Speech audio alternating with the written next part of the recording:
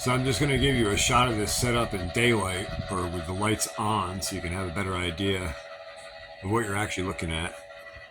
And then we'll jump into the logistics of it. All right.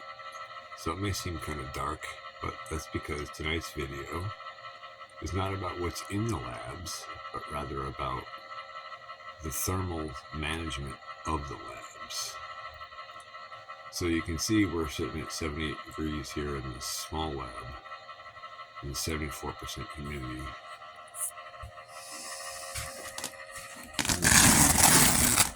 A peek in there so you can see the light on.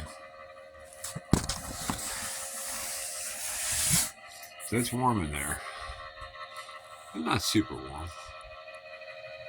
That's only because of the thermal management system that we have here. So this place uses a heating cooling unit, heat pump type heating cooling unit. On the top, there's an intake. On the bottom is the output. This thing works great. It keeps this place nice and cool, dries the air out nice, it's humid, it's fantastic. But if we don't manage air correctly in here, it can get really hot in here if we run the labs. Now I have the big lab turned down. I've only got one Y light on in there right now. We're just doing some vegetative propagation in there, so not a lot of heat, but you can see that's sitting at 78 and 71 as well. I'll just give you a shot of the weather unit here so you can see the actual inside temperature. 69. So 69 degrees Fahrenheit inside and 78 in that lab, and what was it, 79 in the other lab? So you can see, even though we're keeping the air temperature in the main space at 69, we're about 10 degrees above that in the grow labs.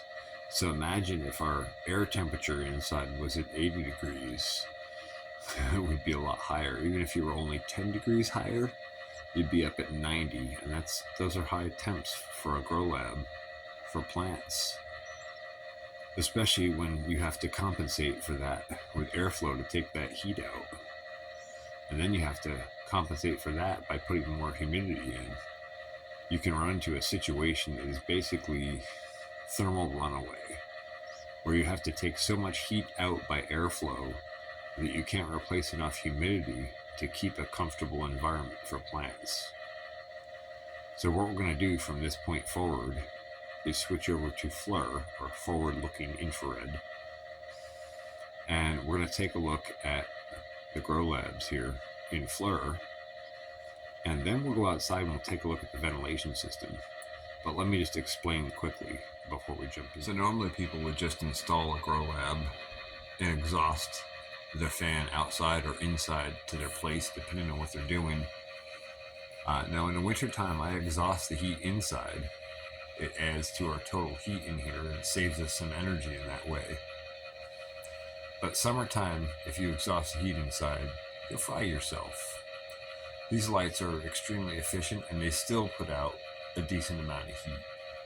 And that'll add to your cooling load if you don't get rid of that heat. So this year I finally had the budget to do this correctly, and I added this ventilation system here. So what we have is a 6-inch pipe going out from each grow lab, going out of the exhaust vents. And those pipe to outside, I'll show you that in a minute. And then the other tube coming in here, because one of these is going out of the grow lab, the other one goes out of the other grow lab on the other side, and then this other tube coming in is an air intake tube, and that brings fresh air in from outside and dumps that fresh air right on top of our cooling unit on the intake side.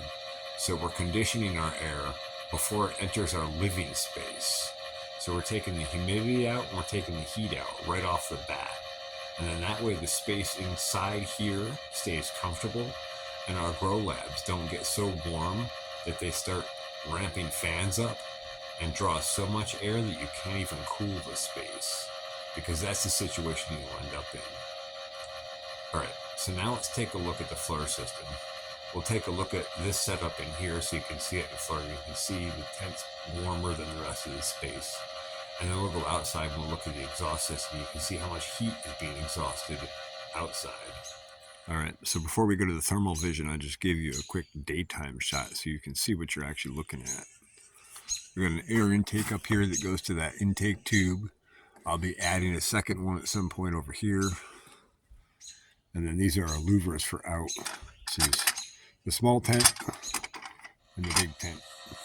Okay, so here we are in FLIR. And you can see the heat pump unit running. You see the cold air coming out the bottom there.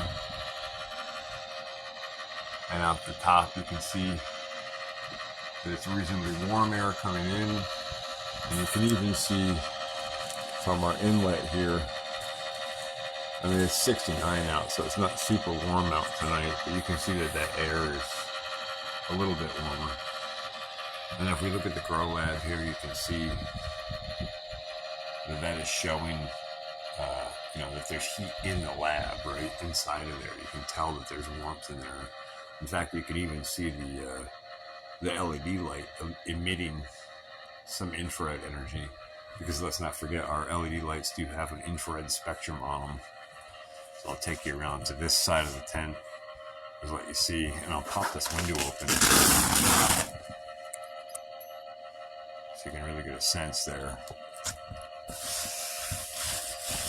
All right, we'll look at the other lab here quick. So here's the other lab. And like I said, we've only got the one spectrum Y on one light, and it's on low power. It's down like 20%. So there's not much heat in this lab. But there is enough that it stands out over the ambient environment here. And then I'll just bring it up here. I'll show you these two exhaust ports here. We'll come around to the same side from the perspective you had before. And you can see right off the bat that one of those is the exhaust and the other is bringing fresh, cooler air in from outside. So this one here is the exhaust for the 4x4 lab. And this one here is the fresh air inlet. As you can see, the massive difference in temperature between those two. Now let's go outside and have a look just so you can see how this works out there. Okay, so here we are outside, and we have a couple of different ventilation outlets. We got the main big lab outlet, and we got the little lab outlet. But you can see, and this is a cool evening. Again, it's cool out tonight. But even now, you can see heat coming off of these being exhausted. And then up above here, you can see the intake. And I'm going to add a second intake because keeping up with air supply can be tricky when I'm not running cooling and it's not that hot out. So anyway, just thought I would share this and how the system works and how I maintain comfortable temperatures for plants through summertime temperatures when I need to. Typically, we just go outside, but if we do have to keep stuff in the lab, we have to be able to manage comfortable temperatures and environment. Because remember, at the end of the day, environment dictates gene expression. Thanks for watching the Pharmacy Seeds Network. Keep your friends close, your farmers closer.